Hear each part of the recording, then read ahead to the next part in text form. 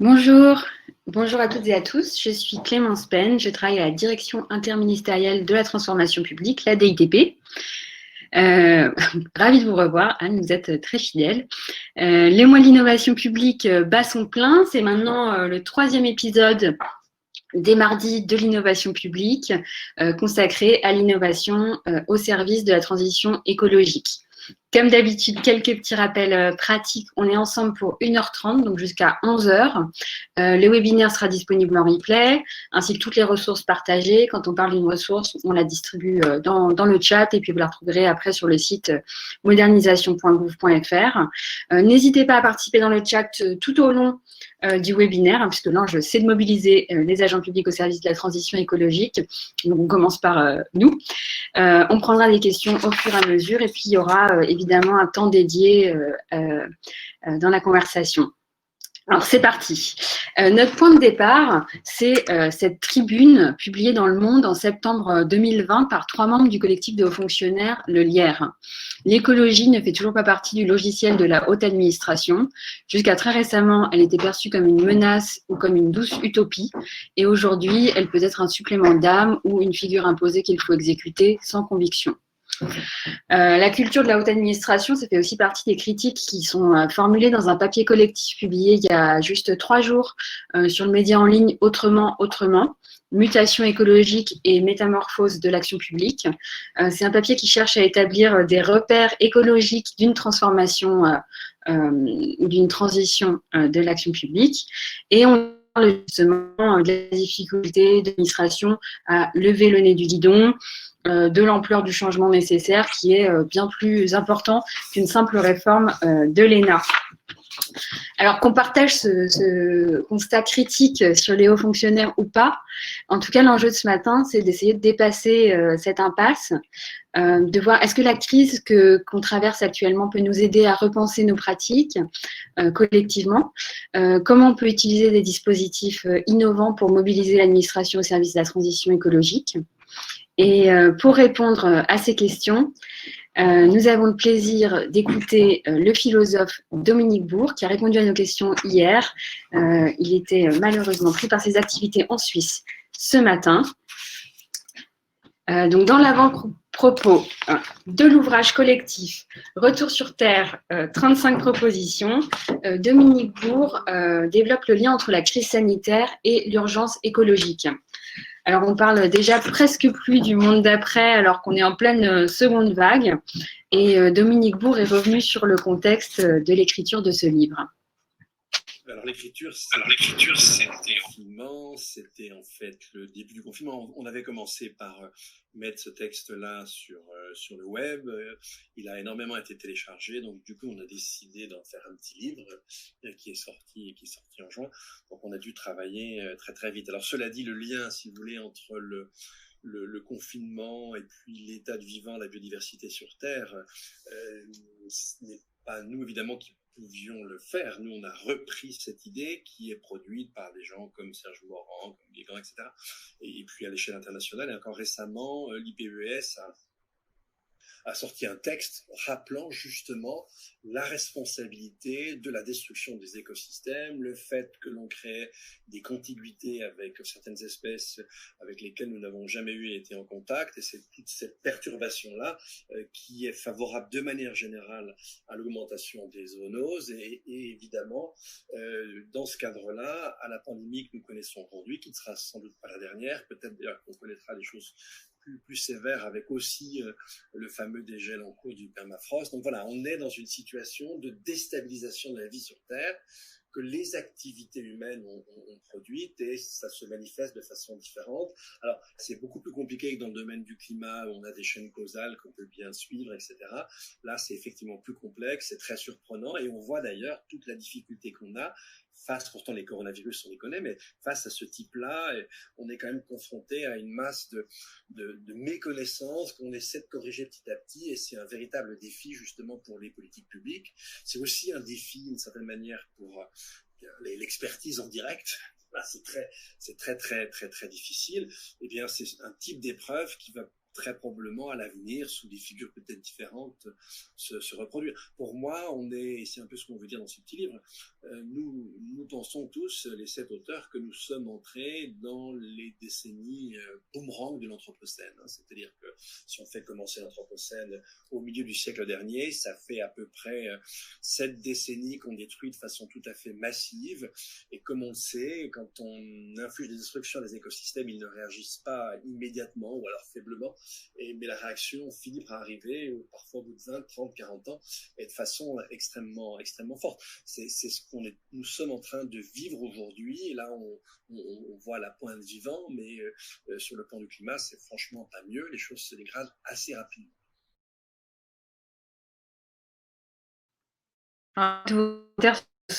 Malheureusement, c'est parce qu'il s'exprime depuis la Suisse, c'est toujours un peu plus faible. Je plaisante, mais donc je crois que malheureusement, on ne va pas pouvoir rétablir. Donc je vous conseille juste de monter le son. Alors c'est un discours évidemment très critique sur le politique qui est développé dans Retour sur Terre, mais beaucoup des propositions du livre concernent des dispositifs innovants pour la conception des politiques publiques. Et il y a par exemple dans la mesure numéro 20, propose de créer une chambre du futur. Donc, ce serait une réforme du pouvoir législatif pour renforcer sa représentativité. Et on en a discuté avec Dominique Bourg. On a envoyé un premier papier publié dans Le Monde, c'était en 2009, sur une bioconstitution. Ensuite, j'ai travaillé avec mon collègue nord-américain Kerry Whiteside. On a montré en quoi, si vous voulez, le gouvernement représentatif, qui est là pour trouver des espèces d'accords, de compromis entre des intérêts divergents au sein d'une société, est nécessairement lié au court terme.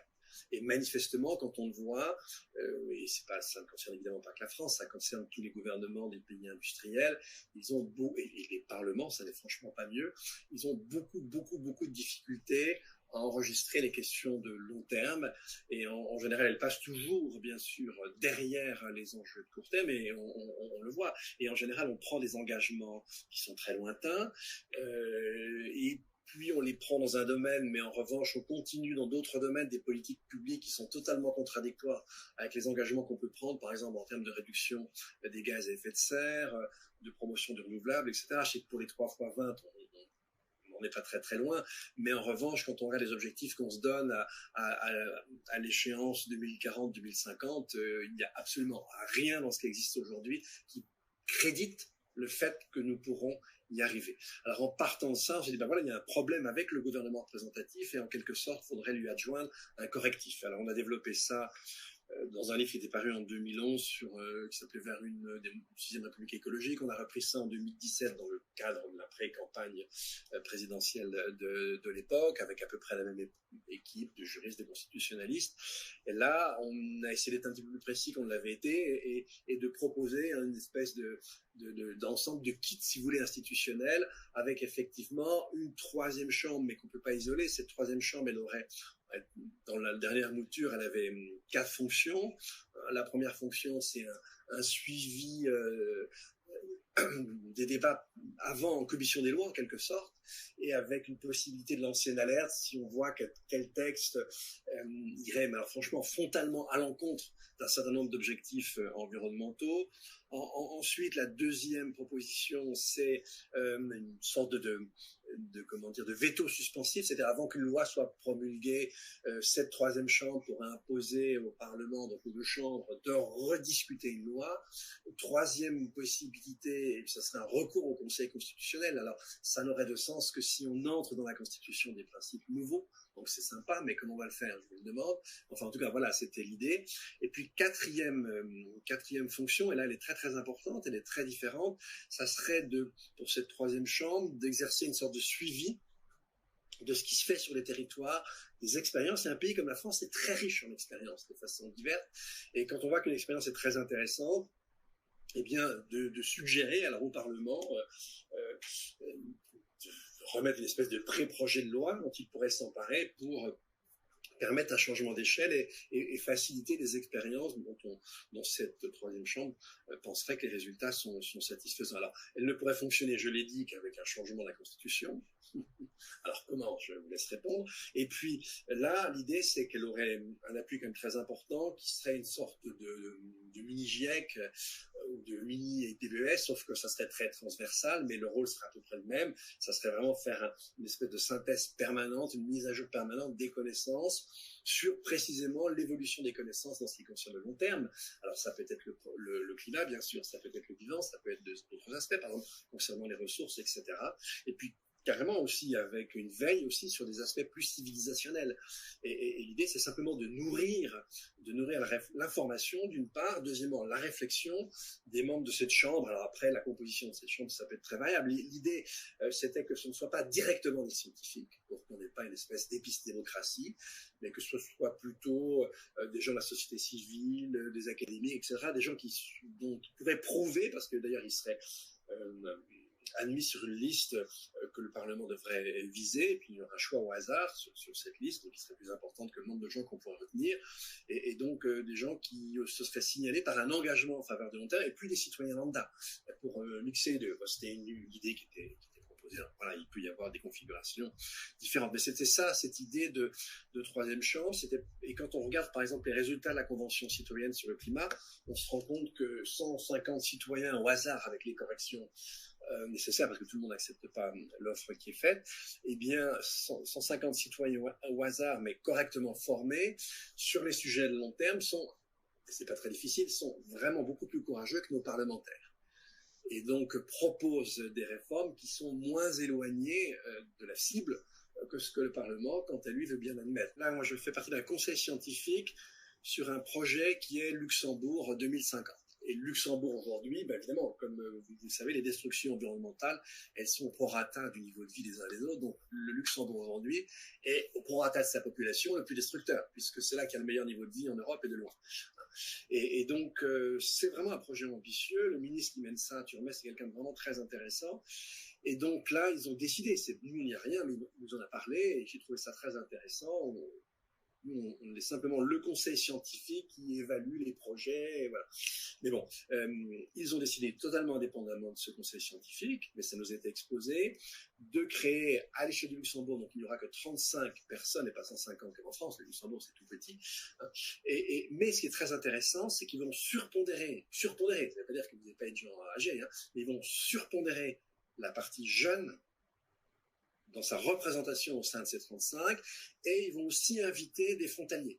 Parce que la situation du Luxembourg, c'est comme une ville comme Genève. Ce sont des villes qui ne fonctionnent que parce qu'il y a une main-d'œuvre, sur tous les ventails en termes de qualité de formation, une main-d'œuvre sans laquelle la ville de Luxembourg, pas plus que la ville de Genève, ne pourrait fonctionner. Mais j'ai trouvé très intéressant de dire oui, on est à l'horizon 2050, donc on va accorder plus d'importance à la classe d'âge 20-30 ans qui est surreprésentée par rapport aux autres. Je trouve ça, c'est tout à fait intéressant, parce que précisément, on va décider de quelque chose pour dans 20-30 ans. Donc voilà, ça me paraît vraiment important. On voit bien d'ailleurs que la partie de la population qui manifeste pour le climat, alors en France c'est très clair, c'est vraiment lié au niveau d'études. Plus vous montez dans le niveau d'études, plus vous avez de gens engagés. Là, on a un problème avec nos démocraties, hein, et on voit par exemple avec l'effet Trump, c'est vraiment des gens, si vous voulez, déclassés, abandonnés, et avec une éducation qui franchement est tout à fait perfectible, c'est un euphémisme, mais que les réseaux sociaux enferment dans des niches, ce qui ne pouvait pas être le cas avant. Alors je suis pas un nostalgique de l'ERTF, mais quand on avait de grands canaux exclusifs d'information, eh bien on ne pouvait tenir qu'un discours qui, par principe, devait être entendu par tout le monde. Et donc, le discours ne pouvait pas être extrême, quel que soit le sens d'ailleurs de l'extrême en question. Je ne le juge pas sur le fond, c'est plutôt statistique. Or, aujourd'hui, avec les réseaux sociaux, c'est rigoureusement l'inverse. Pour qu'une niche d'information marche, il faut qu'elle pousse jusqu'à l'extrême, quitte à mentir de manière éhontée, comme Fox News, par exemple. Mais c'est comme ça que ça marche. Donc, évidemment, ce genre de public, c'est infiniment plus facile de les enfermer que ça l'est pour quelqu'un qui lui-même aura plus meilleure souplesse et ira chercher, et chercher des contre-éléments, des contre-pouvoirs intellectuels pour se faire une opinion plus pondérée sur un sujet quel qu'il soit. Alors une autre catégorie, donc, en dehors de la jeunesse, hein, sur laquelle on a compris qu'il pouvait être intéressant de s'appuyer pour créer une chambre du futur, une autre catégorie sur laquelle on compte énormément sont les agents publics. Ils ont ici une grande responsabilité puisque la mesure 21 propose une fonction publique rempart contre la privatisation et le détournement du bien public. Donc on a demandé à Dominique Bourg de nous préciser ce que serait une fonction publique rempart. Et effectivement, bon, là, ce qui est visé, c'est ce qu'on appelle le pantouflage. Et beaucoup de gens jeunes arrivent dans les cabinets pour se faire, vous le savez, un carnet d'adresse. Ensuite, ils vont vendre et ils vont se faire embaucher dans des grands groupes privés dont le sens de l'État est quand même extrêmement limité. Et donc, du coup, oui, on a... Alors, j'espère qu'avec la génération qui monte, ça sera de moins en moins vrai, qu'on va retrouver, mais comme vous le savez, vous avez vu qu'il y a un abandon, un fait relatif, des fonctions de la fonction publique et de la fonction publique de façon générale. On a un vrai problème, c'est-à-dire qu'on a eu un problème de décrédibilisation de l'État, de la fonction publique. C'est un des effets du néolibéralisme. On a surplombé l'État par un marché par rapport auquel il n'a absolument aucune prise. Et puis finalement, les gens qui le servent, souvent, sont beaucoup plus en cheville avec le marché qu'avec les intérêts de la nation. Donc voilà, ça finit par créer un énorme problème. Donc faisons attention, quand on dénonce des choses comme ça, c'est une dénonciation statistique. Évidemment, ça ne veut pas dire que tous les gens qui sont dans la fonction publique sont conformes à ce modèle qu'on est en train de décrier, et Dieu merci. Un dernier sujet qu'on retrouve dans les mesures, parce qu'on pourrait décrire les 35, mais qui nous parle beaucoup en particulier à la DITP, c'est la question du pilotage. Alors, il y a beaucoup de mesures qui portent sur le fait d'établir des indicateurs vraiment précis pour accompagner la transition écologique.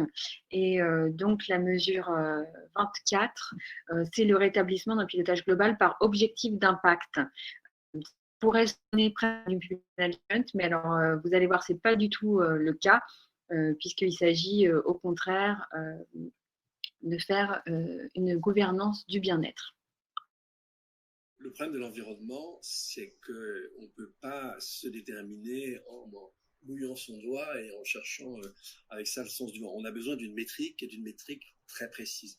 Et on a besoin d'une métrique le moins contestable possible. Or, en fait, le citoyen moyen, il ne l'a pas. Quand il achète quelque chose, il n'a qu'un seul indicateur, le prix, et le prix ne lui dit rien sur l'environnement. Même à la limite, c'est l'inverse. Moins une chose est chère, en fait, plus elle est destructrice, et ça veut simplement dire que bien elle repose sur des externalités qui n'apparaissent pas dans le prix sur le marché. Quand vous détruisez, le coût de la destruction va être pris en charge par l'État et jamais par une entreprise. Et donc, du coup, plus vous détruisez, eh bien, moins ça va se traduire dans le prix. Si vous vendez des tomates sous serre produites en Hollande en plein hiver avec force camion et gasoil, vos tomates, vous allez les vendre beaucoup moins cher que celles qui vont être produites de saison par un permaculteur local.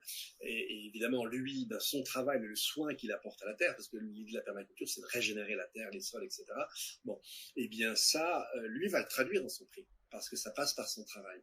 En revanche, toute la destruction des autres tomates n'apparaît pas dans le prix. Donc en fait, le prix en général est presque, je dirais bien, pas systématisé, mais ça peut dans certains cas pratiquement être un indicateur inverse par rapport à la destruction les destructions environnementales qui rendent un bien possible ou un service possible et ça rentre sur le marché. D'où le fait qu'on propose, et là ça donnerait un rôle très important à la fonction publique, parce que c'est elle qui devrait faire ce calcul. On propose que on ajoute au prix un autre indicateur qui serait le poids d'un bien, quel qu'il soit, d'un service, en unité de charge écologique. Grosso modo, on va calculer l'empreinte écologique d'un bien ou d'un service. et on va le traduire en unité de charge écologique. Donc ça, c'est une métrique aujourd'hui qui est solide, hein, puisque là j'habite en Suisse, et je suis franco-suisse, donc l'Office fédéral de l'environnement a rendu un texte, un petit rapport récemment, donc en calculant pour un certain nombre de biens leur coût et leur poids en unité de charge écologique. Nous, ce qu'on propose dans ce petit livre, c'est que, alors pour les biens courants d'une part, on pourrait mesurer ça sur l'année. Pour d'autres biens comme l'immobilier, l'automobile, l'aviation, évidemment, ça ne peut pas se mesurer sur une année, plutôt sur la vie. Et bien qu'on ait un quota d'unité de charge écologique. Évidemment, ce quota, il est égalitaire. C'est-à-dire que pourquoi un individu ou une personne aurait plus de droits qu'une autre à détruire la Terre et les conditions de vie à l'avenir sur Terre? Moi, je ne trouve aucune réponse positive à cette question. Donc, on aurait un plafonnement égal. Et puis, bien sûr, du coup, on fait assez vite attention. Et si je reviens à mon exemple de tomates, on serait beaucoup moins enclin à acheter des tomates très peu chères sous serre, plutôt que des tomates en permacole ou en agroécologie, tout simplement parce qu'en termes d'unité de charge écologique, dans certains cas, elle pourrait presque être négative, nos tomates, parce qu'elle régénère, elle capte du carbone, elle régénère les sols, etc. Donc voilà, ça donnerait, si vous voulez, un indicateur, vraiment un double indicateur, et là, en général, la plupart des gens, ils sont capés pour leur bourse, leur budget. Mais bon, bien là, on aurait un budget capé à l'identique pour tous en termes d'unité de charge écologique. Et ça serait une façon, si vous voulez, de réorienter aussi l'offre, la production. Et comme ça s'est passé pour la fameuse nomenclature sur la dépense énergétique associée à l'électroménager, aujourd'hui, vous aurez du mal à trouver au-delà de la catégorie B, parce que tout le marché s'est orienté vers la catégorie A. On aurait, au bout du compte, un mouvement de ce type-là. Et là, on voit bien que ça reposerait sur une métrique et on donnerait aux citoyens les moyens d'être un consommateur, et un citoyen, un consommateur, pas simplement un consommateur. Notre idée, c'est celle d'un État durable au sens de la durabilité forte, c'est-à-dire qu'il va veiller à ce qu'on cesse de détruire les conditions de vie sur Terre, et aussi qui va veiller à l'adaptation au changement. Souvenez-vous, nous aurons une augmentation moyenne de la température de 2 degrés probablement dès le début de la décennie 2040.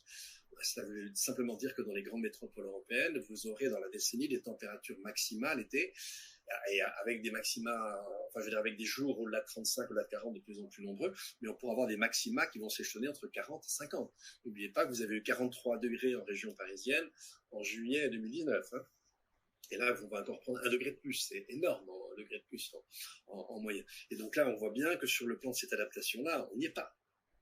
Voilà, vraiment à très très très petite vitesse. Donc, le rôle de l'État, ça n'est pas de se substituer aux acteurs, mais c'est effectivement de vérifier que des objectifs quantitatifs, on l'a vu pour les questions environnementales, mais aussi qualitatifs en termes de droits humains, etc., soient respectés. Et en ce qui concerne ces objectifs quantitatifs, que ce soit la biodiversité, que ce soit le climat, vous le savez très bien, c'est global. Et donc, en fait, l'État est l'interface entre les acteurs locaux, les collectivités territoriales, et puis la globalité de l'international, et même du global au sens systémitaire, tout simplement. Donc, c'est pas un État qui se substitue aux acteurs, c'est un État qui doit faciliter, inciter et qui contrôle. Et qui contrôle sévèrement si effectivement les objectifs ont été atteints ou non. Mais c'est pas, si vous voulez, la nationalisation de Boulogne-Billancourt. C'est pas ça. Mais alors c'est certainement pas un État néolibéral, puisque là, au contraire, les objectifs qui sont les siens, ce sont pas des objectifs de production.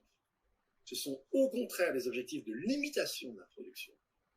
Pas du tout dans la même logique. Et des objectifs de bien-être et de santé publique, dirait mon ami Émile Laurent. Ce qui est fondamental. C'est-à-dire gouverner par le bien-être, gouverner par la santé, gouverner en fonction d'objectifs, si vous voulez, calés internationalement. Et ça, c'est vraiment le rôle irremplaçable. Seul l'État peut le faire. Le reste, c'est pas lui. Si vous voulez là, inventer des modes de vie, etc., Dieu merci, c'est pas l'État. C'est les citoyens qui vont le faire. Et simplement, il faut que ces modes de vie soient en conformité avec des objectifs que les citoyens ont acceptés, mais dont l'État est le garant. Alors, gouverner par le bien-être, gouverner par la santé, on revient tout de suite au sujet de la crise sanitaire et on a discuté enfin, c'est le dernier sujet, du rapport du rapport à la science et à l'expertise qui a beaucoup évolué pendant la crise sanitaire, hein, où on a beaucoup gouverné par la science. Et on espère que ça peut bénéficier aussi au champ de l'écologie et qu'on va écouter peut-être davantage les études du GIEC. J'ai interrogé Dominique Bourg sur la tension entre innovation et écologie, dont on discute beaucoup récemment. Dans tous les cas, on est obligé d'innover. Si on revient à la lampe à huile, on va avoir beaucoup de mal parce qu'il n'y a plus de baleines.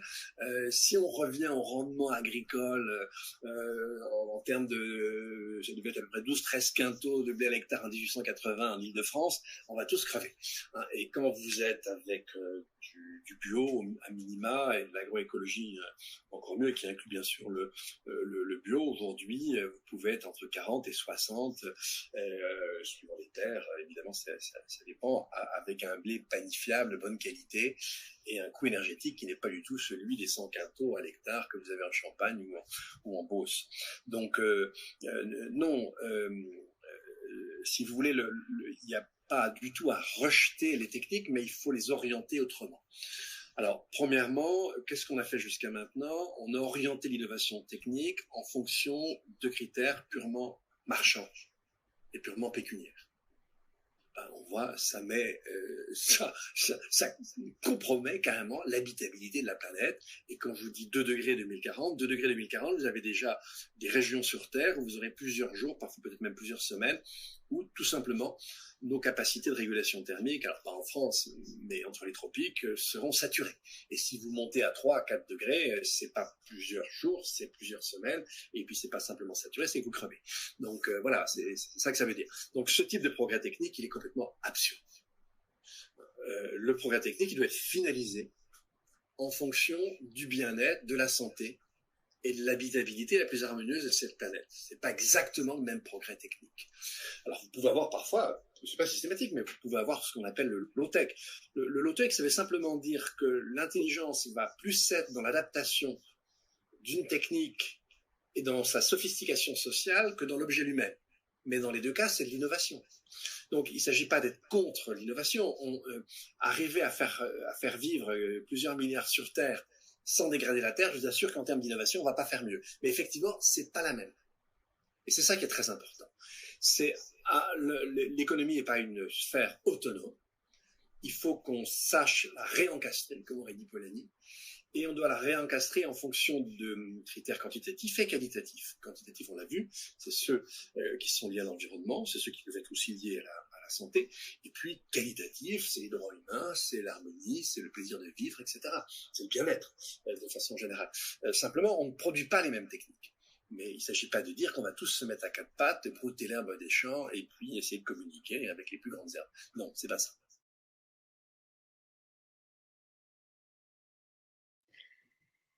Voilà, c'était le mot de la fin. Voilà, donc c'était un discours, c'est sûr, assez critique qui peut être un peu ébouriffant quand on est un agent public et qu'on est confronté à énormément de contraintes en termes de mise en place de l'action publique. Et pour autant, si vous lisez le livre, vous verrez qu'il y a énormément de dispositifs très inspirants et très audacieux qui laissent imaginer qu'on a encore une grande marge de manœuvre. On va poursuivre cette course sur la tension innovation et écologie tout à l'heure avec Sébastien Soriano, mais j'ai envie de vous proposer un petit interlude pour apprendre aussi à vous connaître. Alors, voilà. Je passe très vite parce que tout à l'heure, Gwenaëlle Roudot va détailler le dispositif service public éco-responsable. Mais donc, c'est un grand dispositif qui a été lancé par le Premier ministre en février dernier avec 20 mesures pour mobiliser toutes les directions, tous les ministères au service de la transition écologique. Et il y a déjà 2,4 millions d'agents publics qui sont concernés, une communauté de 300 personnes qui sont les relais au sein de l'État. Et puis, il y a 700 établissements publics qui sont embarqués dans la démarche. Alors, notre question, c'est « Et vous ?» 1615 agents bénéficiaires de l'indemnité kilométrique vélo. Donc là, je vous invite à répondre dans le chat. Et vous, est-ce que vous estimez que vous intégrez ces contraintes dans votre vie, disons, semi-professionnelle? Est-ce que vous vous rendez au bureau lorsque vous vous y rendiez à vélo? On vous invite à rentrer dans le chat, mais je vois que vous êtes lancé dans une toute autre discussion. Est-ce qu'il y a des cyclistes, des vélo-taffeurs parmi vous? Est-ce que vous mangez végétarien à la cantine? Transport en commun, pour Gwenaëlle, ce n'est pas une contrainte, c'est une opportunité. Vélo-taffeur, oui. Végétarien, non. Une mise au point. Le tri sélectif est fait à Ségur, Romain. Plein de cyclistes chez vraiment, vraiment. Bon, globalement, je vois vélo beaucoup. Végétarien à la cantine, pas encore. Alors, j'en ai une autre. 58% des commandes de papier recyclé dans l'ensemble des services. Et vous, est-ce que vous sentez que dans vos projets professionnels, vous êtes en mesure de porter ces thématiques? C'est-à-dire peut-être dans vos relations avec les prestataires, dans les sujets que vous traitez, est-ce que vous avez l'occasion d'être confronté à ces sujets? On est toujours sur les déplacements. Beaucoup de flexitariens parmi nous. Ouais, alors c'est vrai qu'on est en train de basculer, c'est vrai, le télétravail dans des pratiques déjà potentiellement plus responsables. Alors donc là, la question, c'est pas tant la question du papier recyclé, c'est de savoir si dans votre mission professionnelle, vous avez l'occasion. Parce que c'est vrai que ce qu'on constate, c'est qu'il y a beaucoup de silos dans l'administration et que si par exemple on s'occupe d'innovation, de transformation, on n'a pas forcément l'occasion de traiter des sujets et de défendre ces sujets au quotidien. Oui, non, pas l'occasion dans mon métier. Des pratiques numériques plus responsables, le plus vertueux possible dans la commande publique. Et ça, effectivement, la commande publique, ça revient tout le temps. C'est vraiment central et c'est une des mesures, évidemment, de la circulaire service public éco-responsable. Dès que ça se présente, indirectement, oui. Alors, je passe à troisième chiffre. 18% des denrées alimentaires sont issues de l'agriculture bio dans les cantines. Et ça, c'est une des mesures aussi du SPE dont on discutera tout à l'heure. Il s'agit d'intégrer aussi davantage de protéines végétales, je crois, hein, dans les cantines. Et c'est souvent un peu bloquant pour changer ces pratiques alimentaires. Et donc, dernière question, est-ce que vous estimez que la crise sanitaire, le télétravail, nos changements de pratiques peut être l'occasion aussi de transformer nos pratiques en faveur de la transition écologique?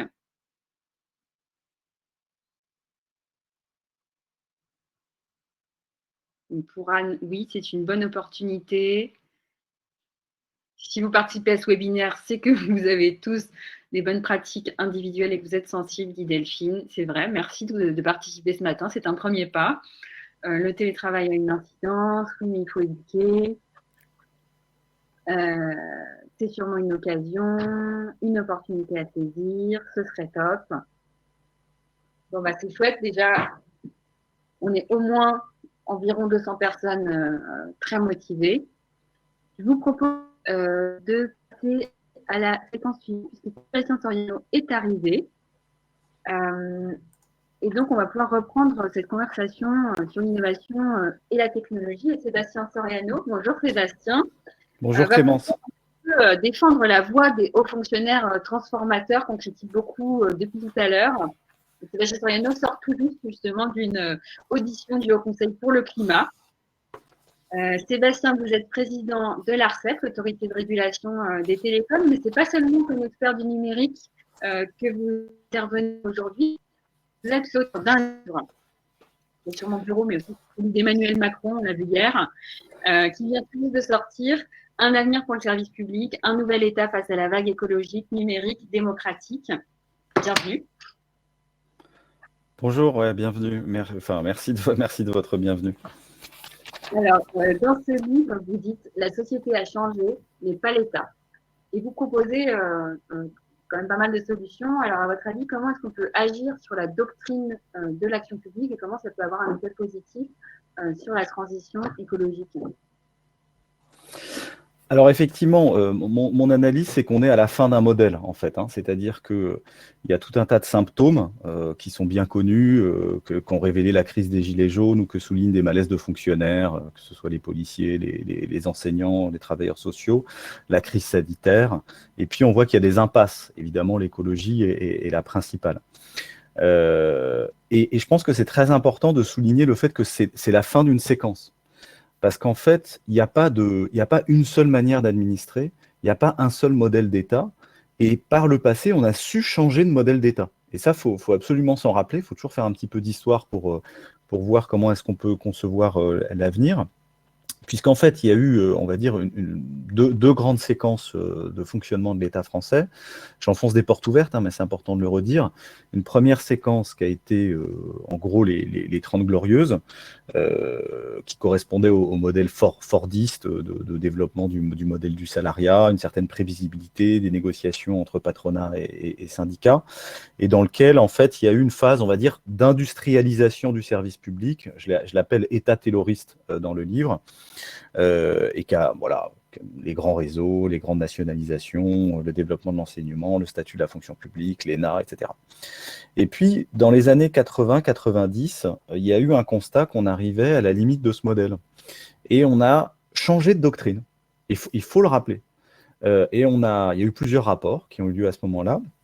Et on a basculé dans une logique qu'on pourrait résumer d'État stratège, qui est en fait la déclinaison française du New Public Management, et qui s'est incarnée par des instruments comme la LOLF, la RGPP, et les indicateurs de performance, et bien d'autres choses que vous connaissez, des réformes sectorielles, dont évidemment la tarification à l'activité des hôpitaux est la plus emblématique. Et donc, moi, ce que je pense, c'est vraiment la thèse que je défends dans ce livre, c'est qu'il est nécessaire et possible de changer de modèle. En fait, de poser un nouveau modèle d'action publique.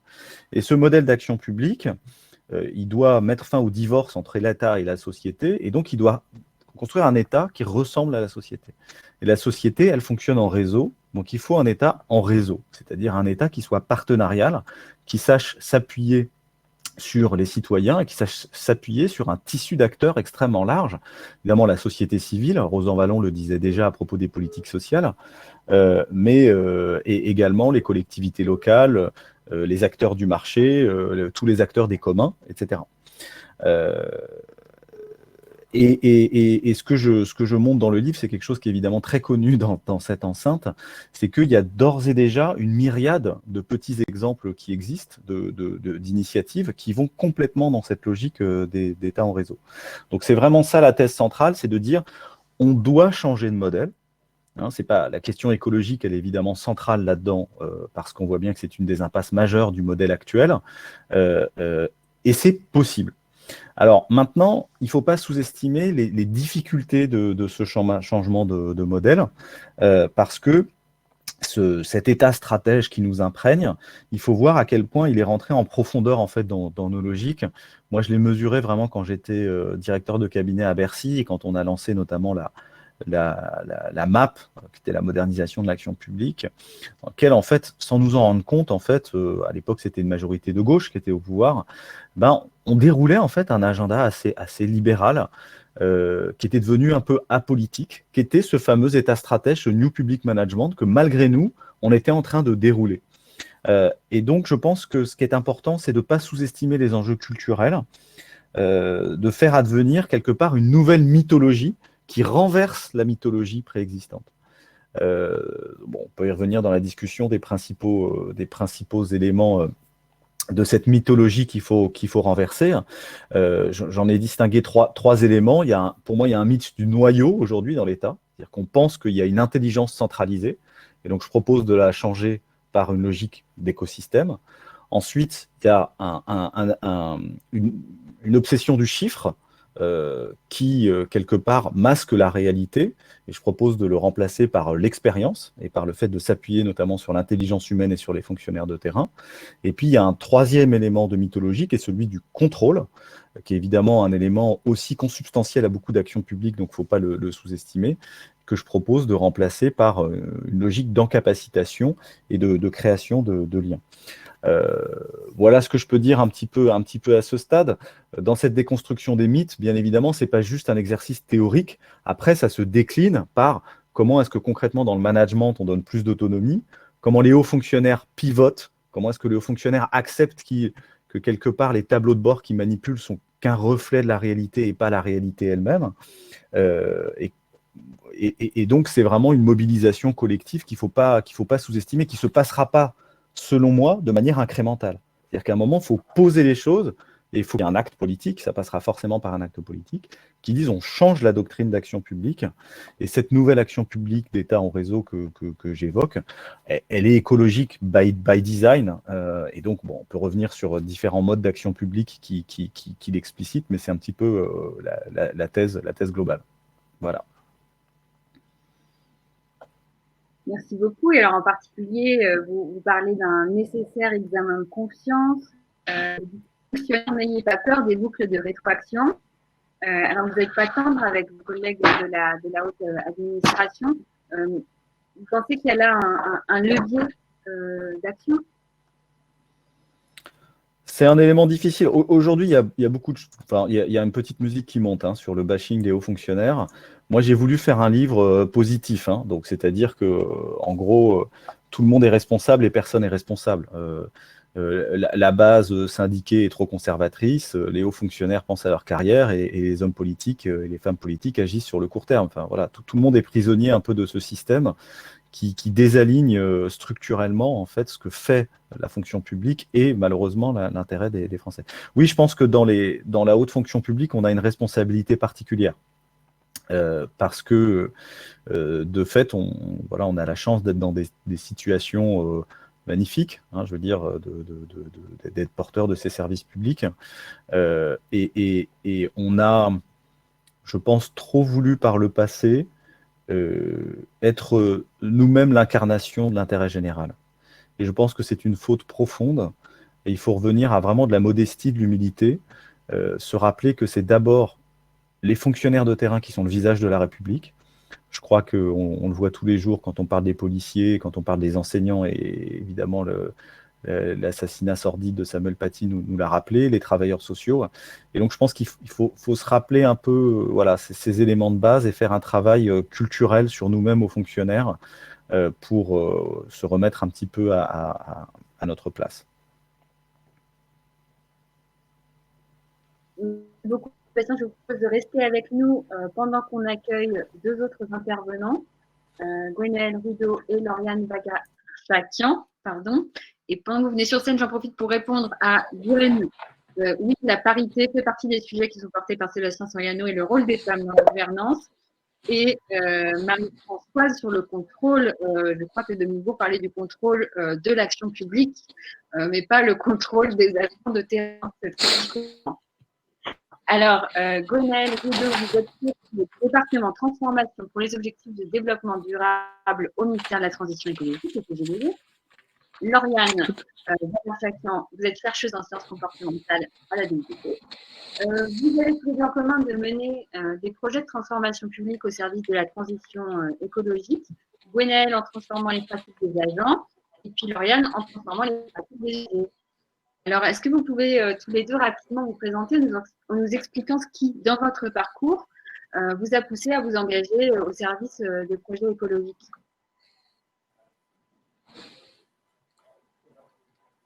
Lauriane ou... Pardon. Lauriane. D'accord. Donc, effectivement, je suis chef de projet sciences comportementales à la DITP, Direction interministérielle de la transformation publique. Et mon travail consiste à appliquer les connaissances des sciences comportementales aux politiques publiques. Donc, il y a un double intérêt, en fait, des sciences comportementales pour les politiques publiques. C'est d'une part la partie comportement. l'objectif est effectivement de mieux adapter les politiques publiques au comportement réel des usagers, des citoyens. Donc ça, c'est un point important parce que l'efficacité d'une politique publique dépend souvent de la capacité à faire évoluer les comportements. Et puis, il y a une autre partie qui fait partie du mot science comportementale, c'est la partie science. Et cette partie science, elle répond au besoin d'évaluer davantage les politiques publiques avant qu'elles soient déployées à l'échelle. Donc voilà, ça c'est ma casquette science comportementale et en quoi au quotidien j'essaye d'œuvrer sur les changements des comportements. J'ai une autre casquette, une casquette d'une petite équipe qui s'est constituée à la DITP d'éco-responsabilité. Un petit noyau dur s'est fait suite aux mesures qui ont été publiées. Et là, on essaye effectivement de promouvoir tout ce qui est éco-responsabilité au sein de la DITP. Donc ça, c'est une petite introduction sur mes actions. Et moi, ce qui a vraiment fait le déclic de m'engager dans ce débat écologique, c'est un séjour très prolongé que j'ai fait en Allemagne. J'ai vécu 6 ans à Berlin. Et j'ai réalisé à quel point, individuellement, nous pouvions contribuer à faire changer les choses. Donc, depuis mon retour en France, je souhaite m'engager davantage dans ce défi au quotidien. Donc, je laisse la parole du coup à Naël. Oui, bonjour à tous. Alors, moi, je suis responsable en fait d'un département qui accompagne l'ensemble des administrations, des établissements publics et opérateurs dans leur transformation publique vers des modèles plus durables. Et donc, à la fois en déployant services publics éco-responsables, mais je ferai un petit ricochet sur l'intervention précédente, mais aussi en œuvrant pour la mise en œuvre de l'agenda 2030 et de 17 objectifs de développement durable, donc qui ont été adoptés au niveau mondial, mais qu'on déploie en France et qui sont bien sûr un spectre pour donner du sens. Et je crois que c'est une des caractéristiques qui m'ont fait aussi aller dans ces thématiques-là, c'est comment on redonne du sens à notre société et à notre projection dans le futur. Et je reconnaissais tout à fait comment l'agenda 2030 peut être justement porteur de sens pour un État en réseau, puisque l'idée est bien sûr que notre État maintenant doit être en interaction et de renforcer ces interactions et ces partenariats avec l'ensemble des parties prenantes. Peut-être plus personnellement pour comment j'en suis venu là, c'est que déjà j'ai une double casquette de formation. À la fois au départ je suis plutôt biologiste et je me suis intéressé plutôt aux interactions environnement et humain avec des consonances actuelles puisque je m'intéressais à comment des maladies infectieuses pouvaient être impactées par le changement climatique sur des maladies infectieuses humaines. Donc vraiment, c'était l'idée que pour comprendre nos enjeux de transition, il fallait comprendre cette interaction à la fois entre l'environnement et l'humain et quelles étaient finalement à la fois les questions de résilience qu'on devait mettre en œuvre, mais aussi les questions d'évolution. Mais bien sûr, quand on s'intéresse à l'action publique, il faut avoir une base scientifique pour comprendre les faits, mais finalement, souvent, c'est pas forcément suffisant et on voit bien les enjeux de la diffusion de ces résultats scientifiques pour éclairer la prise de décision politique. Et c'est pour ça que j'ai une double casquette qui m'a permis de renforcer cette analyse. C'est une casquette plutôt d'économiste. Du coup, comment par une analyse économiste, on peut comprendre les décisions. Et notamment, il me semble que l'un des sujets indispensables dans nos politiques publiques de transition écologique, mais plus largement dans nos politiques publiques et notre projet de société, c'est finalement les compromis. Comment on fait des équilibres entre des enjeux qui sont parfois contradictoires, antagonistes, ou qui peuvent, si cela est bien fait, se renforcer. Et donc, c'est pour ça que, pour moi, la compréhension un peu de ces déterminants humains de la décision, qui est modélisé par l'économie, peut être un vecteur en fait de compréhension.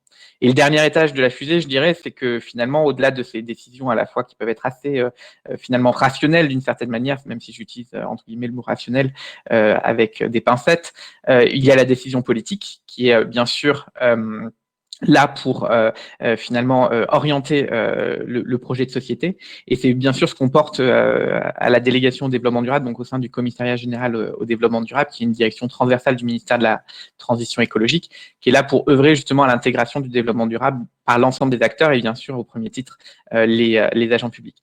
Donc peut-être pour conclure pourquoi j'en suis arrivé ici, c'est que j'avais envie et à cœur de m'investir pour un projet de société, pour essayer de mobiliser l'ensemble des ressources et des leviers qui étaient à notre disposition pour accompagner la transformation vers cette société qu'on doit construire. Alors, j'éviterai le mot de la société de demain parce que c'est un petit peu arbitraire, mais justement la société qu'on arrivera, qui sera plus solidaire, plus résiliente aussi, et qui intégrera davantage nos enjeux de transition, quelles que soient nos disciplines et quelles que soient nos manières de penser, parce que en fait, ce n'est pas un sujet finalement politique, mais ça doit être un sujet de société qui concerne tout le monde. Voilà un petit peu pour une définition de pourquoi je suis là aujourd'hui. C'est bien, vous avez tous les deux casquettes, ça fait 4 casquettes. Pour entrer dans des projets concrets, est-ce que je peux vous demander à tous les deux de nous donner un exemple d'utilisation de l'innovation pour mobiliser les agents publics et transformer nos comportements au service de la transition écologique? Lauriane.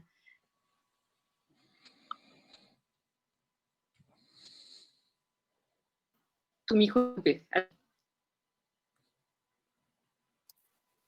Pardon. Merci de me l'avoir signalé. Donc, du coup, dans les questions de transition écologique, le grand problème, c'est qu'il y a souvent un écart très fort entre les intentions et les actions, entre les actions réelles, les pratiques. Et donc, à titre d'exemple, lorsqu'on demande aux citoyens leur volonté d'acheter éco-responsable, il y a à peu près 80% des citoyens qui disent qu'ils sont prêts à consommer éco-responsable. Dans la réalité, ils sont moins de 10%. Je crois que c'est autour de 5%. Et donc, un exemple concret des sciences comportementales, c'est de pouvoir accompagner les usagers, de manière générale, citoyens, agents, vers l'action, de ces intentions, de les accompagner petit à petit par des étapes à passer à l'action. Donc ça, c'est donc donner les moyens d'agir. Un autre exemple qui est important au niveau des sciences comportementales, c'est le couple expérimentation, évaluation. Et c'est très important, à mon avis, d'encourager les expérimentations, tout simplement parce que le comportement humain, il est peu prévisible. C'est très difficile de prédire le comportement humain. On est souvent surpris, il y a des effets contre-intuitifs. Et donc, le seul moyen d'aller dans la bonne direction, j'ai envie de dire, c'est de tester, d'implémenter, d'évaluer et puis de réitérer, de réajuster, etc. Donc, on a un certain nombre de projets qu'on pilote à la DITP. Donc, j'aurai l'occasion peut-être de donner des exemples plus concrets. Mais effectivement, c'est sur ces deux axes que je pense qu'on peut aider les agents de manière générale à mettre en application leur souhait d'éco-responsabilité. Gwenaëlle, expérimentation, évaluation, on est un peu dedans avec le SPE. Bien sûr, peut-être que je peux en profiter pour expliquer un petit peu davantage ce que c'est que service public éco-responsable.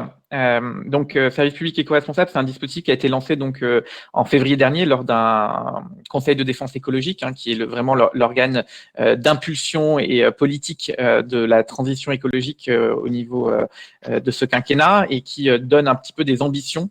Et une de ces ambitions, bien sûr, c'était de permettre d'accélérer la transition écologique des services publics dans leur globalité, avec un focus initial sur finalement les services publics pilotés par l'État. Et l'idée, c'était de changer un petit peu, bien sûr, les questions d'exemplarité de l'État, d'intégration des enjeux d'éco-responsabilité ne sont pas nouveaux. Il y a une dizaine d'années d'antériorité, notamment depuis le Grenelle de l'environnement, pour ceux qui s'en rappellent, en 2008, qui a amorcé une dynamique, une prise de conscience et des premiers travaux. Néanmoins, il y avait deux éléments qui étaient identifiés comme devant être résolus. Le premier, c'était se dire qu'il fallait être à l'échelle des enjeux aujourd'hui. Je pense que la prise de conscience n'est pas du tout la même aujourd'hui qu'il y a 10 ans. Mais aussi de se dire que les agents étaient aussi personnellement souvent porteurs des aspirations environnementales ou écologiques, d'intégrer ces aspirations, qui parfois le mettaient en œuvre dans leur quotidien chez eux, mais qu'ils étaient dans l'impossibilité de le mettre en œuvre dans leur milieu professionnel. Qui n'a pas trié ses déchets ou évité l'usage du plastique chez lui, mais qui se retrouve à avoir des bouteilles d'eau en plastique en permanence ou qui ne peut pas trier ses déchets in fine. Donc, l'idée de ce dispositif, c'était bien sûr de renforcer cette dynamique et on a finalement porté ce dispositif avec deux axes nouveaux. Le premier, c'était de se dire que pour éviter que les agents se retrouvent tout seuls, il fallait construire une communauté d'action.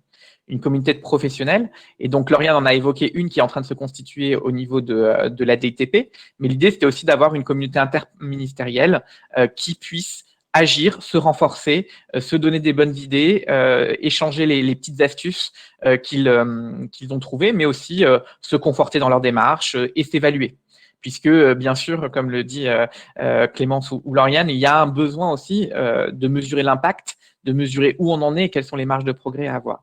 Et donc, c'est cette communauté qu'on construit depuis 9 mois maintenant, qui se matérialise par différents éléments. Hein, une communauté qui échange. On a mis en place un espace de collaboratif aussi donc sur la plateforme interministérielle Osmose pour justement renforcer ces échanges et ces échanges de bonnes pratiques. Mais aussi, l'idée, c'est de mobiliser les agents. Et ça, c'est bien on va dire, quelque chose qui est renforcé dans le nouveau dispositif. C'est comment on va en capacité, donc donner la capacité à agir aux agents donc de porter des projets, des innovations qui intègrent les enjeux de transition écologique. Alors, qu'est-ce que c'est? Peut-être deux choses. Qu'est-ce que c'est les enjeux de transition écologique? Alors, le dispositif service public éco-responsable en donne quelques-uns en éléments phares et qui portent 20 mesures phares qui doivent renforcer la dynamique, donc autour de la mobilité durable, des achats responsables, de l'alimentation, de l'énergie, de l'économie circulaire ou de la sobriété numérique. Donc, vous voyez, on est déjà sur un champ, donc des priorités assez larges et qui sont portées par 20 mesures à mettre en œuvre de manière très rapide pour faire un effet de cliquet, porter la dynamique. Parce que là aussi, c'est quand on essaie d'instaurer une dynamique de transition, il faut aussi qu'il y ait des étapes, des effets cliqués, des choses où on ne peut pas revenir en arrière pour finalement continuer à motiver les agents. Et le deuxième élément, c'est comment on crée ce cadre d'action et comment on donne des pistes de travail, que ça soit sur comment on réfléchit à des nouveaux modes de fonctionnement, mais aussi comment on repense son métier. Comment on se dit qu'avec son métier, on peut intégrer davantage ces questions de transition, ou quand on pense des nouveaux dispositifs, puisque finalement, c'est à la genèse des dispositifs qu'il vaut mieux intégrer ces enjeux de transition, plutôt que de les accoler comme une couche supplémentaire non natif aux dispositifs que l'on veut proposer. Donc, c'est un petit peu tout ça que le service public éco-responsable porte. Et bien sûr, l'innovation est là pour un petit peu questionner, proposer des nouvelles solutions, aller chercher aussi des nouveaux acteurs qui peuvent aussi nous donner des idées. Et je dirais que les idées, elles ne sont pas uniquement au sein de l'administration, mais elles sont aussi dans tous les collectifs qui réfléchissent à ces questions. Et c'est pour ça que c'est important d'aller voir ailleurs, comme tu le soulignais précédemment en introduisant ce séminaire. Il y a des collectifs qui structurent sur ces questions-là et il faut aller les chercher, les interroger et fonder aussi des partenariats avec eux pour justement porter nos dispositifs. Merci beaucoup. J'en profite pour préciser. Donc, Osmose, c'est un espace collaboratif qui est accessible aux agents de l'administration centrale, mais on va en reparler tout à l'heure. C'est donc un outil numérique. Et la question de la circulaire, peut-être que Gwenaëlle peut partager les 20 mesures dans le chat. J'ai envie de demander à Sébastien de réagir, puisque dans le livre, Sébastien, vous développez vraiment le concept de communauté comme l'un des leviers de mobilisation, de transformation de l'administration. Et votre micro est coupé. Merci. Non, c'est-à-dire que au fond, le paradigme qui a beaucoup été porté jusqu'à présent, c'était un paradigme de l'individu. Et toutes les 30 glorieuses, elles ont permis l'affirmation de l'individu. Et en fait, ce qui émerge depuis plusieurs décennies maintenant dans la société, c'est un phénomène de tribu. Hein, c'est-à-dire qu'il y a des communautés informelles, libres et ouvertes, des affiliations ouvertes qui se forment de plus en plus. On le voit évidemment dans les réseaux sociaux, mais c'est même un phénomène qui préexistait. Et au fond, ce que doit maintenant apprendre l'État, c'est à faire alliance avec ces tribus. À faire alliance dans une logique d'accompagner des écosystèmes et de les faire monter en résilience. Et donc, c'est évidemment une logique complètement différente par rapport à un État qui, d'habitude, est dans une logique de d'abord fournir le service lui-même et se limiter à un empowerment des personnes, en fait. Et donc, l'État doit apprendre à créer cette relation nouvelle avec des communautés qui fonctionnent avec des règles du jeu potentiellement flexibles. Donc dans les politiques publiques que j'ai recensées sur ce sujet, il y a toute une galaxie en fait des partenariats publics communs, des appels à communs, c'est-à-dire toute une galaxie sur laquelle, par exemple, a beaucoup travaillé la 27e région, hein, qui fait un dossier absolument extraordinaire sur Enacting the Commons, qui montre tout un tas d'exemples. Alors, c'est beaucoup d'exemples municipaux dans lesquels, effectivement, la puissance publique peut intervenir dans une logique d'encapacitation. On peut penser par exemple au permis de végétaliser à Paris, on peut penser à beaucoup d'exemples de ce type.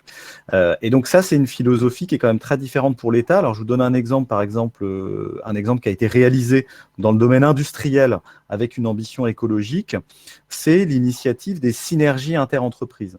Donc en fait, l'État a mis en place une espèce de matching place dans laquelle, au niveau local, il essaye de mettre en relation en fait, des entreprises qui ont des intrants et des extrants qui sont complémentaires. Donc, par exemple, une usine qui a des déchets de bois et à proximité d'une usine qui a besoin d'intrants de bois. Et donc, cette logique-là d'apprendre à travailler avec des communautés, c'est quelque chose qui existe. Hein. Il y a plusieurs exemples qui se mettent en place et vers lequel doit aller de plus en plus l'État. Un autre exemple que j'aime beaucoup, c'est Action Cœur de Ville.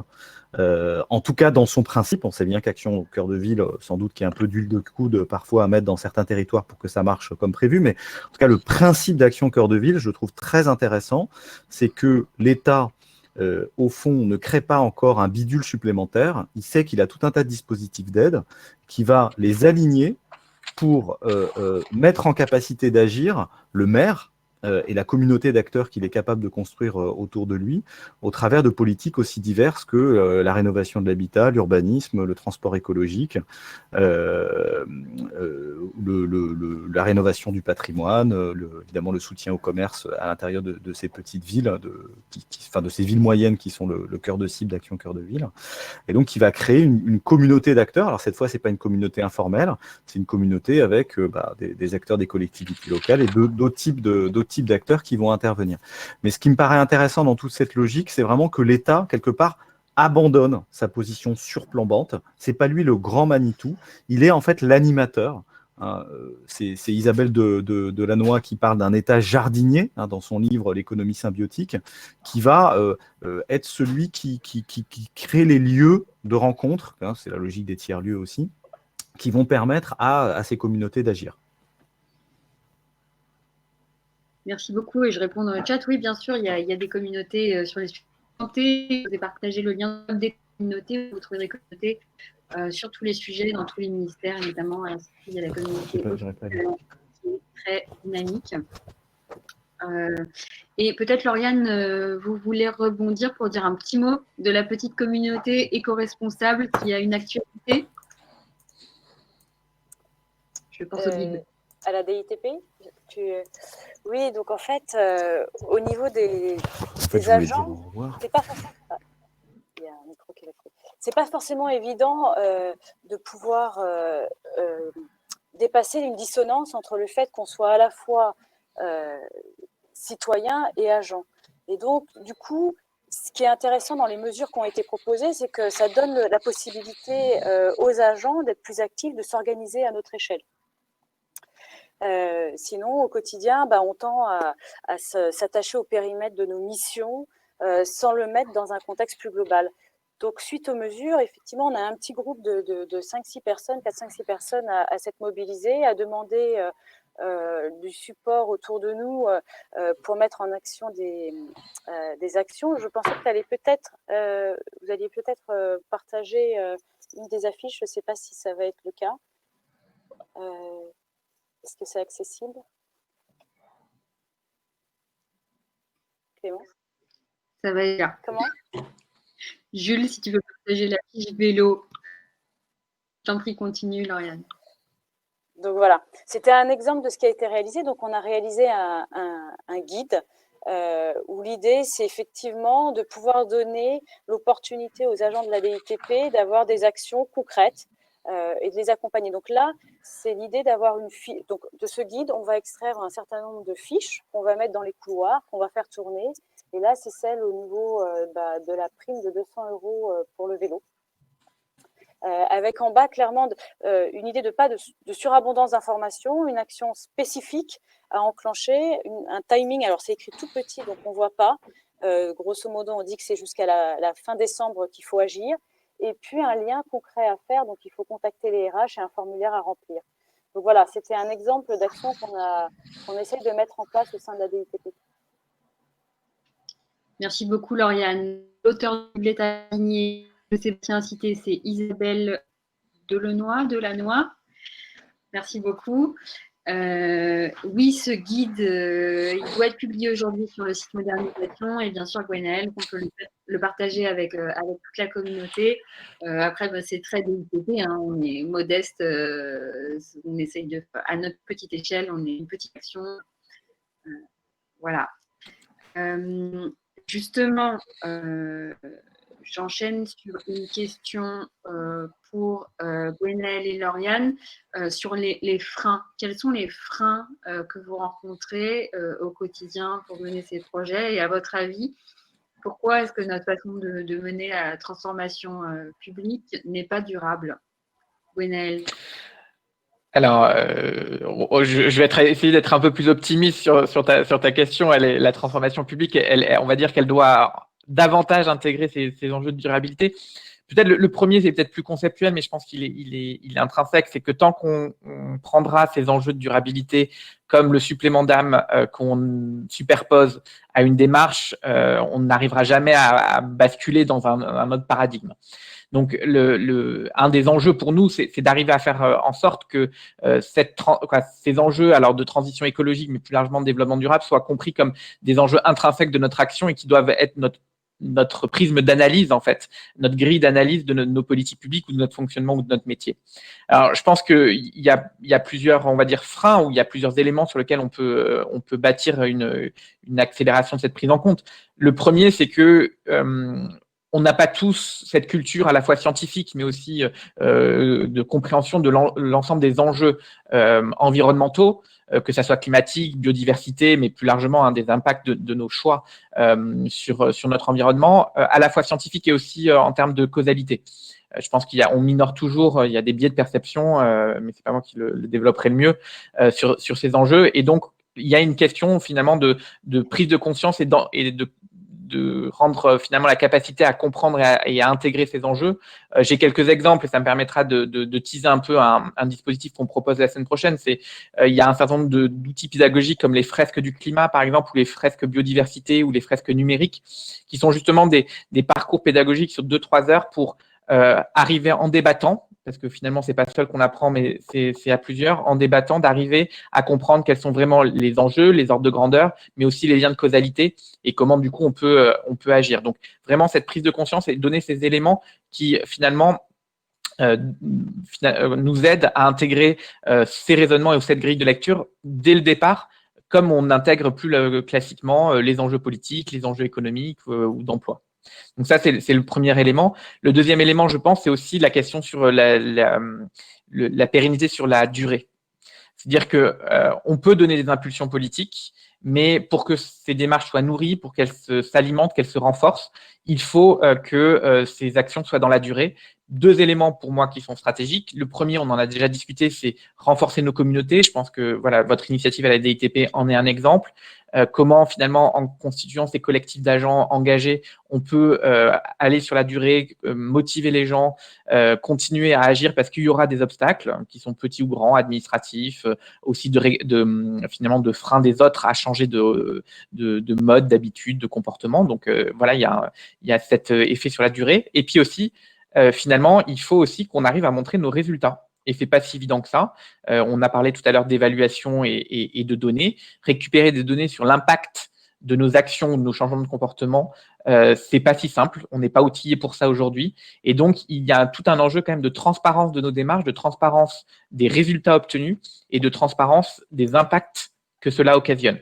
À la fois pour les agents eux-mêmes, pour qu'ils puissent continuer quand on est dans un spectre d'agents publics, mais aussi pour les citoyens, parce que d'un côté, c'est aussi un investissement que la puissance publique fait dans sa transformation, et donc il faut aussi qu'on soit redevable vis-à-vis des citoyens et qu'on leur donne aussi une plus-value. Et je pense que des services plus éco-responsables ont une plus-value aussi globale pour nos concitoyens. tant dans l'exemple donné que aussi dans la qualité de service et dans la qualité de vie. Ça me permettra juste de mentionner que c'est pour ça aussi que la démarche Service Public Plus a lancé la DITP le mois dernier sur la qualité de service aux usagers intègre ces enjeux d'éco-responsabilité. Il y a toute une cohérence dans la démarche. Donc, pour moi, c'est un peu deux freins majeurs sur lesquels il faut avancer. Et le dernier petit supplément d'âme que je voudrais partager et que j'ai un peu dit tout à l'heure, c'est que aussi, ça ne sera pas l'État sur lui-même. Cette transformation publique durable, elle doit se faire en partenariat avec la société civile et tous ces collectifs qui viennent nous challenger ou qui viennent nous outiller. Et il ne faut pas avoir peur d'aller chercher des outils et des idées dans d'autres collectifs. On a parlé des tiers-lieux qui sont des lieux de foisonnement de l'innovation et de la transformation sociétale, mais il y a plein d'autres espaces sur lesquels on peut s'inspirer et se motiver aussi, parce que je crois qu'on est beaucoup plus fort quand on se sent dans une équipe et dans un mouvement qui nous embarque vers ces sujets. Merci. Lauriane, les freins. Alors, d'un point de vue sciences comportementales, je vais rebondir sur ce qu'a dit Gwenaëlle, c'est effectivement l'expérimentation. C'est très, très important, comme j'ai dit, ce couple expérimentation-évaluation. Parce que ça permet finalement d'avoir un gouvernail de qu'est-ce qu'on pourrait mettre en place. Et au niveau des expérimentations, je pense que c'est de plus en plus dans la pratique, grâce à des écosystèmes, les labs, etc. Mais l'évaluation, on n'y est pas encore. C'est-à-dire que si on ne peut pas savoir si ça marche ou si ça ne marche pas et comment réimplanter la suite, c'est compliqué. Donc moi, l'un des freins, c'est effectivement cette mise en place des interventions et l'accès aux données pour avoir des indicateurs, pour voir si on est dans la bonne direction. C'est pas encore très, très facile de mettre en place nos sujets.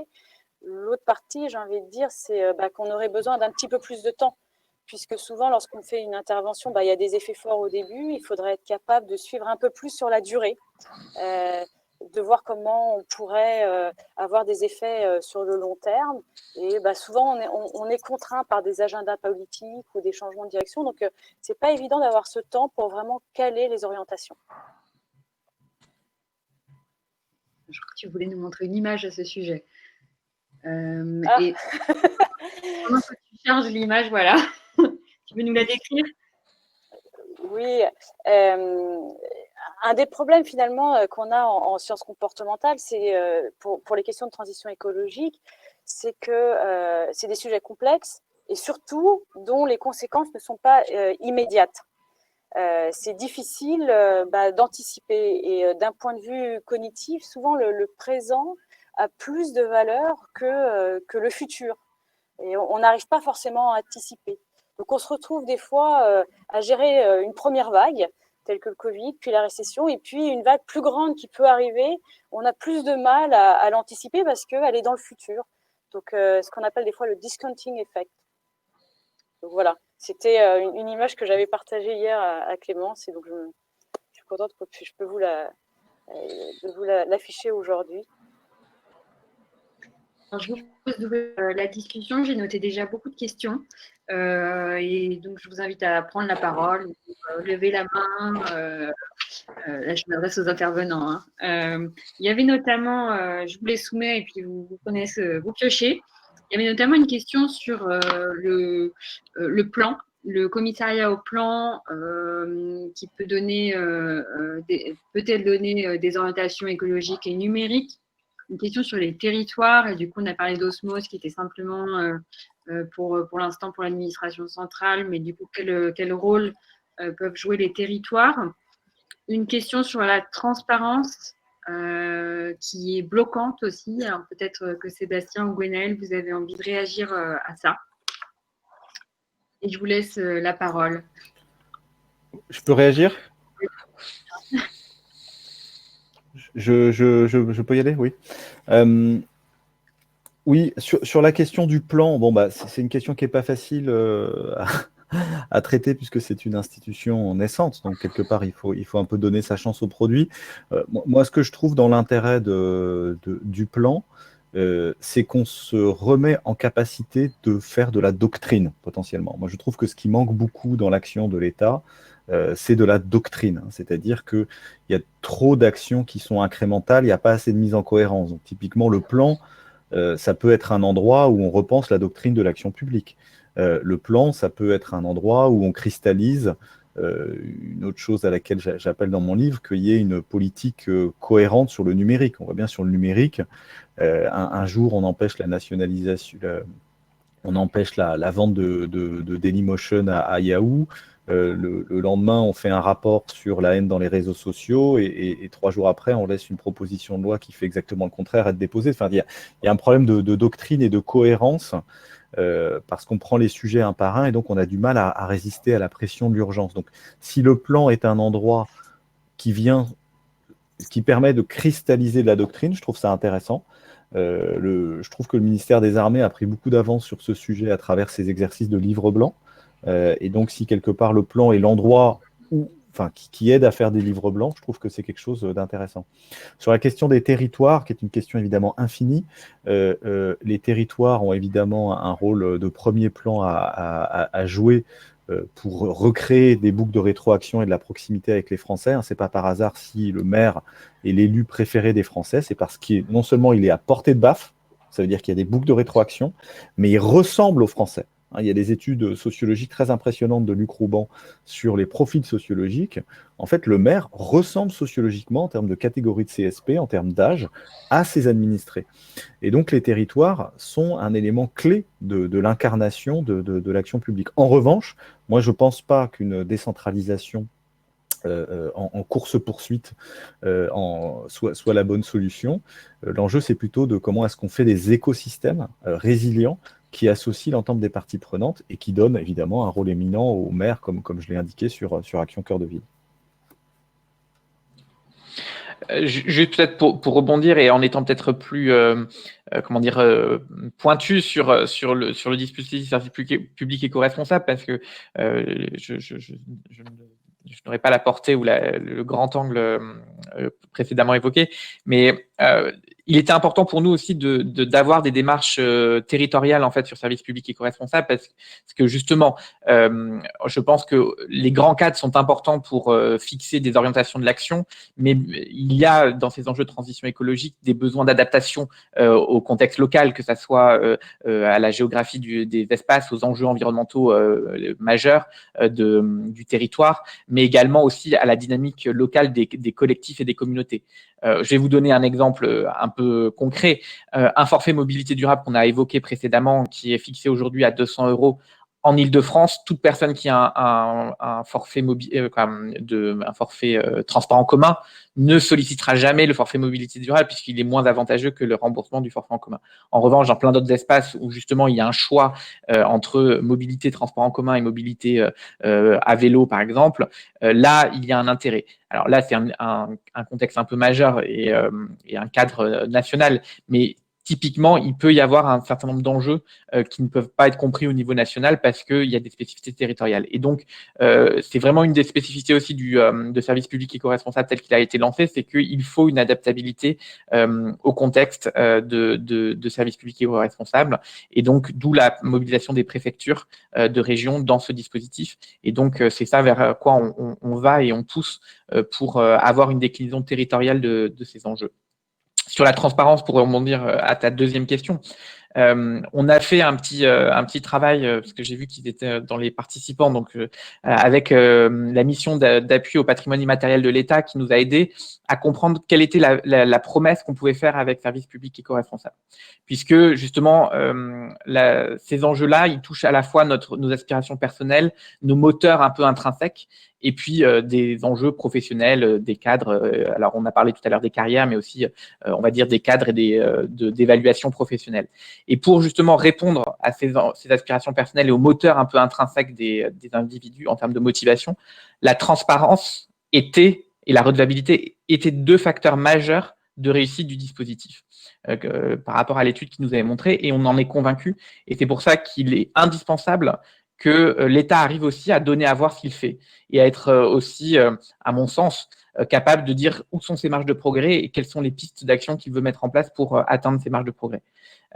Sans cette transparence, on va toujours, alors sans être dans une logique complètement de name and shame, je ne l'ai pas en français, mais de ciblage des mauvais élèves, mais dans une logique de où on en est et quelles sont les marges de progrès. Et ça, je pense que c'est indispensable, que ça soit pour nos modes de fonctionnement, que ça soit pour aussi nos politiques publiques. Je pense que pour le coup, l'agenda 2030 et les 17 objectifs de développement durable qu'on doit atteindre d'ici 2030 sont une belle manière de procéder, c'est-à-dire qu'on sait très bien qu'aujourd'hui on n'y est pas, mais on a des trajectoires à mettre en œuvre et la transparence sur où on en est de ces trajectoires est, à mon avis, un facteur de mobilisation et d'accélération de nos politiques publiques. Et donc, pour moi, c'est un élément déterminant. Lauriane, tu veux en profiter pour prendre aussi la question comment travailler avec la DITP sur ces sujets et la remarque de France sur Service Public Plus qui est un exemple d'exemplarité éco-responsable. Je pense qu'effectivement, d'inclure les sciences comportementales dans les démarches qui sont faites actuellement, je pense que c'est vraiment important. Actuellement, ce qu'on essaye de faire, c'est de répondre à toutes les sollicitations et de pouvoir accompagner, mais après, il faut voir au niveau du temps, individuellement chaque démarche. J'ai déjà été sollicitée par différents agents publics et j'essaye de pouvoir distribuer, entre guillemets, cette expertise au mieux. Donc, l'idée, peut-être, ça serait dans ce cas-là, si vous êtes nombreux, c'est d'organiser un sous-groupe et des points réguliers pour mieux partager, la fameuse communauté. Je pense que ça fait partie des choses clés. Je rebondis sur le côté transparence parce que de capitaliser tout ce qui a été fait et de voir tous ensemble quelle direction marche mieux dans un établissement ou comment on peut adapter, c'est vraiment important. Et créer une communauté, ça fait partie des bases pour pouvoir avancer tous ensemble. Donc, n'hésitez pas à nous contacter. Je rebondis aussi du coup parce qu'on a parlé de cohérence par rapport au plan. Et je pense que c'est important de ne pas travailler en CEO. Il y a 2 points pour moi là-dessus. C'est des thématiques complexes, j'ai déjà dit précédemment, et ce n'est pas forcément évident aux citoyens de s'y retrouver. N'importe quelle thématique de transition écologique qu'on prend, on peut être vite perdu. Tout simplement, par exemple, le numérique, on dit au début, bon, arrêtons d'imprimer, arrêtons. Et puis, en fait, on se rend compte que si le numérique n'est pas forcément raisonné, le fait d'envoyer des pièces lourdes en pièces jointes, de stocker l'information numérique, ça a un coût et donc on peut être perdu. On avait aussi un problème de chauffage au bois de la même manière. C'est à la fois une énergie renouvelable, mais une forte pollution en particules fines de 0,5. Donc, tous ces sujets, à chaque fois qu'on les prend, il y a toujours 2 facettes. Et si on n'arrive pas à communiquer de manière cohérente aux citoyens, c'est difficile pour lui de pouvoir avoir une action et d'être aussi dans le mouvement de la transition écologique. Et les CEO, justement, je pense que de manière générale, ça peut être un frein. On pourrait prendre de manière plus globale les thématiques pour avoir toujours encore cette histoire de cohérence. Le problème environnemental, puisque c'est des questions de bien commun, c'est difficile souvent de mobiliser. Toujours avec cette question de pollution liée au chauffage au bois, on a trouvé que c'était plus facile de sensibiliser les usagers en parlant de leur pollution d'air intérieur chez eux qui ont des impacts sur la santé que de parler de manière générale de la pollution atmosphérique. Et donc, si on ne fait pas des collaborations interministérielles, on n'a pas cette vision globale qui serait vraiment pertinente pour l'environnement. Donc, environnement et santé, je pense que c'est très important de pouvoir marcher ensemble. Il y a un autre exemple, par exemple pour les mobilités, ce qui serait avec le ministère des Sports. Au lieu de voir ça comme une contrainte de ne pas prendre sa voiture, on peut dire que ça peut être une occasion de faire du sport. Après, il faut voir et adapter. Je ne dis pas que c'est la solution, mais de justement faire ça de manière transversale sur ces thématiques peut être vraiment un tremplin. Donc voilà, je voulais juste rebondir aussi sur les points d'avant. Merci beaucoup Sébastien. Vous avez peut-être envie du coup de rebondir sur le sujet numérique éco-responsable, parce que je crois que c'est un sujet sur lequel l'ARCEP s'est beaucoup mobilisé, notamment dans le cadre du mois de l'innovation publique. Oui, absolument. On a en fait, avec l'arrivée avec l'impact croissant du numérique sur l'environnement et puis tout le débat qu'il y a eu autour de la 5G, en fait, l'ARCEP s'est mobilisé depuis l'année dernière pour en fait esquisser ce qui pourrait être une sorte de régulation environnementale du numérique. C'est-à-dire, au fond, la régulation, c'est une courroie de transmission entre des objectifs d'intérêt général et le marché. On a beaucoup travaillé pour la concurrence, l'aménagement du territoire. Est-ce qu'on pourrait aussi travailler à faire en sorte que notre secteur, les télécoms et pourquoi pas plus largement le numérique, respecte un certain nombre d'objectifs environnementaux. Et donc, pour esquisser ces éléments, on a vraiment ressenti le besoin de co-construire vis-à-vis d'une communauté d'acteurs qu'on connaissait mal, qui sont les acteurs de l'environnement, puisque ce n'est pas nos interlocuteurs habituels. Donc effectivement, on a lancé une plateforme qui nous permet de mettre tout le monde à bord. On se fait accompagner par WeShare, parce que voilà, nous, avec parfois nos gros sabots d'ingénieurs ou de technocrates, on a parfois du mal à être suffisamment à l'écoute et dans la co-construction vis-à-vis d'acteurs qui ont je dirais, une bonne expérience démocratique. Et donc, l'idée, c'est effectivement d'avoir un premier rapport qui fasse l'état de ces discussions d'ici la fin de l'année. Alors, sur le fond, pour en dire un mot par rapport à la question de la transparence, moi, je trouve que on peut faire beaucoup et on investit, je trouve, pas assez sur vraiment les outils très concrets qui mettent les consommateurs et les utilisateurs en situation de choix. Donc, pas seulement du côté de ceux qui produisent, mais aussi de ceux qui utilisent. Moi, je suis quand même fasciné par l'impact qu'a pu avoir une application comme Yuka, qui, en partant d'une base ouverte qui a été faite par une association Open Food Facts, a réussi à changer le comportement des marques en termes de composition des produits. Et je pense qu'au-delà de tout ce qui est fait sur la notation environnementale, sur les indicateurs, etc., il y a un chaînon manquant, je trouve, à construire dans l'expérience utilisateur pour bien faire en sorte que les situations les utilisateurs ou les citoyens soient vraiment en situation effective de choix. Je trouve que c'est sur ce maillon final que parfois on pêche un petit peu, c'est-à-dire que les données existent, les informations sont publiques, mais encore faut-il vraiment l'insérer dans le parcours client, j'ai envie de dire, de l'utilisateur. Gwenaëlle, je vous vois hocher la tête et j'aurais bien aimé peut-être vous faire réagir sur la remarque de Lauriane sur l'administration en silo.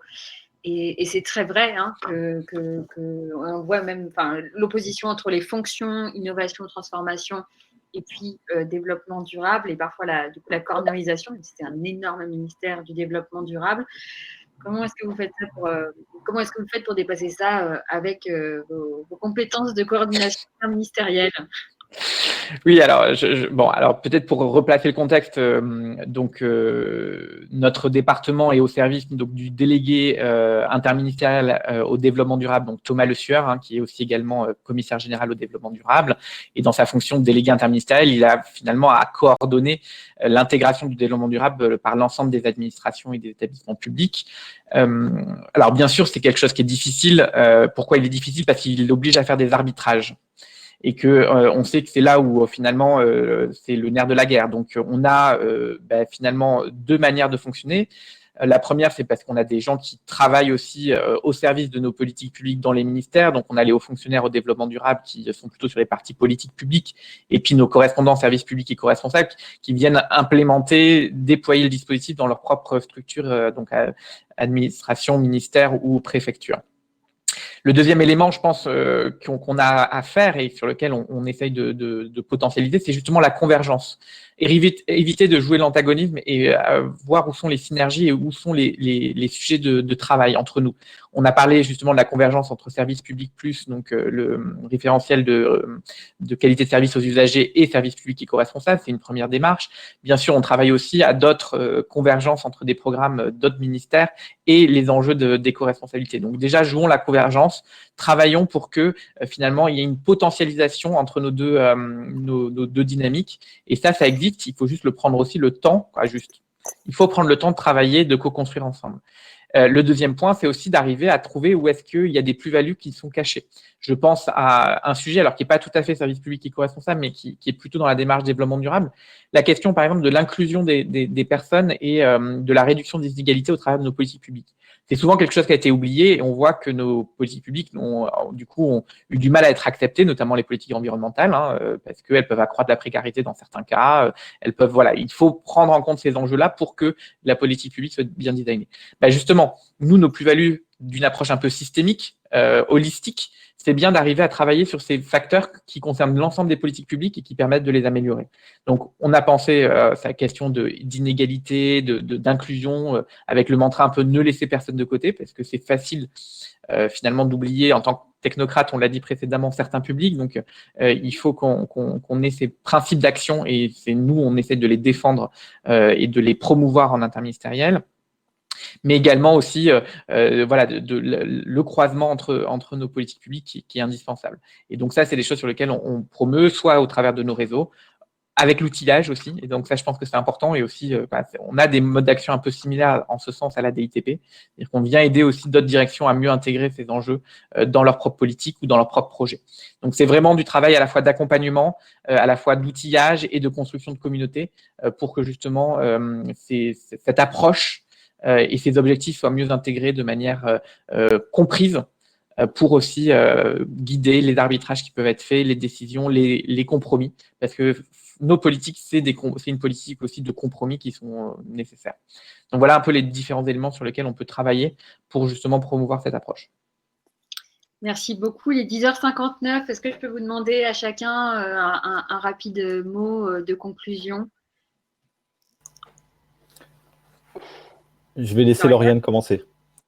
D'accord. C'est galant. Avant de terminer mon conclusion, je voulais juste dire que j'étais tout à fait d'accord sur ces affichages officiels qu'on pourrait promouvoir, qu'a dit Sébastien, pour donner plus d'informations aux citoyens. On a suivi justement le CGDD sur une problématique d'affichage d'indice de la réparabilité sur cette question. Et je pense que plus on donne des informations aux citoyens, plus ils pourront faire des choix éclairés. Je n'ai pas eu le temps de rebondir avant, mais du coup, là, je le case avant mon mot de la fin. Moi, je prends ma casquette de sciences comportementales et la difficulté qu'il y a dans ces sujets, effectivement, c'est qu'on n'a pas les conséquences immédiates pour les conséquences du réchauffement climatique. Et c'est un problème parce qu'en fait, le cerveau, il évalue mieux les risques à partir d'expériences et on n'a pas encore complètement eu l'expérience du réchauffement climatique. Donc, comment anticiper? C'est assez compliqué. Et donc, l'une des solutions, effectivement, que j'ai répétées plusieurs fois ici, c'est d'expérimenter malgré tout. Typiquement, je voudrais parler d'une expérimentation qu'il y a eu à Paris 20e, qui a offert des capteurs. Il y a un problème là, de son, non, qui a offert des capteurs aux habitants du 20e. Et donc, du coup, ils ont pu voir dans leur quartier quelles étaient les rues polluées, où est-ce que c'était mieux, comment pouvoir gérer justement l'ouverture des fenêtres par rapport à des voisins qui utilisent le chauffage au bois, etc. Et donc, c'est ce côté expérimenté que je pense qu'il faut pousser. Ça serait vraiment mon mot de la fin. Parce que ce que Einstein disait, c'était que la connaissance s'acquiert par expérience. Tout le reste n'est que information. Et je pense que tant qu'on n'a pas fait ces expériences et se confronter, le cerveau, il n'arrivera pas à s'adapter à ces c'est moi qui ai des problèmes. Le cerveau aura du mal à s'adapter. Je pense que ma connexion est très mauvaise. Je n'entends pas et mon image disparaît. Donc, voilà pour mon mot de la fin. C'est de donner les moyens aux gens de pouvoir s'adapter et d'adapter leur comportement avec les informations qui leur entourent.